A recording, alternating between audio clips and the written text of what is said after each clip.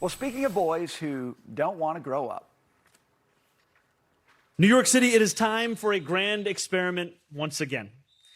Just as LaGuardia used government to respond to the challenges of the Great Depression, we will use government to respond to rising prices and unaffordable groceries. The city will subsidize a core set of staples. A private operator will run the store, but they answer to the standards that the city will set. These standards include requirements that at our stores, bread will be cheaper, eggs will be cheaper, grocery shopping will no longer be an unsolvable equation, and workers will be treated with dignity. Okay, well, today the city council held a budget hearing grilling a city agency about the additional funding request for the mayor's East Harlem site, La Marqueta, which we are now learning already received $25 million from the city in 2017 for renovations. Now Mamdani wants $30 million more, meaning a total of $55 million taxpayer money investment in this public grocery store. And for what? The plan seems half-baked at best, if today's hearing was any indication.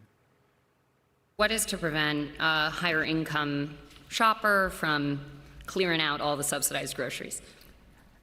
Everyone is welcome to NYC Groceries.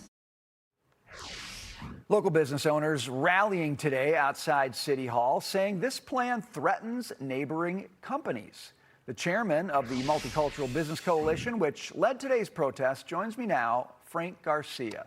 Frank, good to have you on the show. Thanks for being here. Okay, you had the hearing today, and, yes. and the business owners asked some, I would say, fair and tough questions of the person, the interim president and CEO of New York City Economic Development, Jeannie Pak. How'd it go for Jeannie Pak?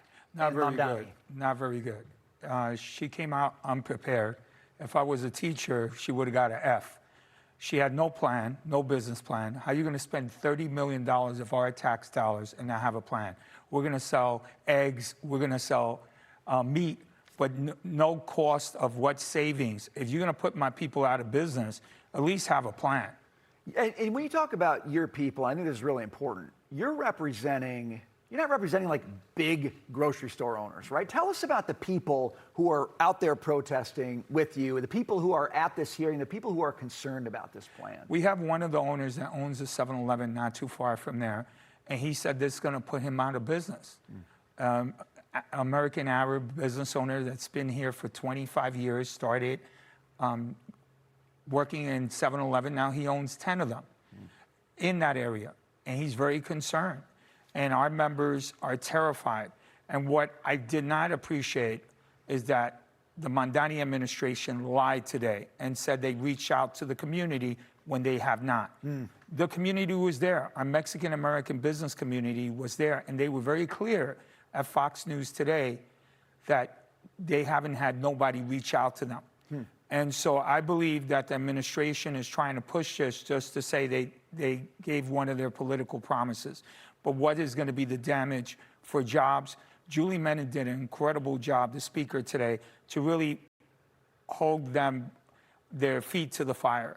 And I felt it was an incredible thing, and they're not prepared. They know it. And I believe that we're going to continue putting the pressure. And what I said, that it wasn't going to be an easy hearing, I knew it already. Yeah. And today I saw that. So we talked about this $30 million amount that Mamdani wants to use to start this grocery store. And by the way, I have not talked to a business person who actually understands business who hasn't said, that's like 10 times more than you would need to start a grocery store, okay? But it's not just the $30 million.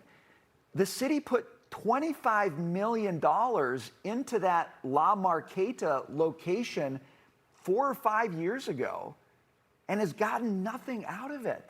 It's been an absolute sinkhole of money. $30 million more dollars, what are they going to do with that? I don't know. They could have put that to help the businesses in the community deal with the crime issue that's going up. Cameras, panic buttons. My members are getting killed every day. So I feel that the mayor is not prepared to really put these supermarkets. He has no plan. He has no business plan. I'm a businessman. I've always had a business plan when I start a business. They have no plan, no numbers.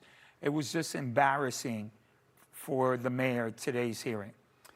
I guess when you don't have a plan, you need a lot of money. So when you waste a lot of it, you still have some left. Maybe that's why they need $30 million to start this thing up. Frank Garcia, we are following what you're doing. We're following the business owners, and we want to stay in touch with you as this develops, because ultimately we don't want to see the city go bankrupt with stupid grocery store plans. Thanks for being with us tonight. Thank you. Good to see you. All right.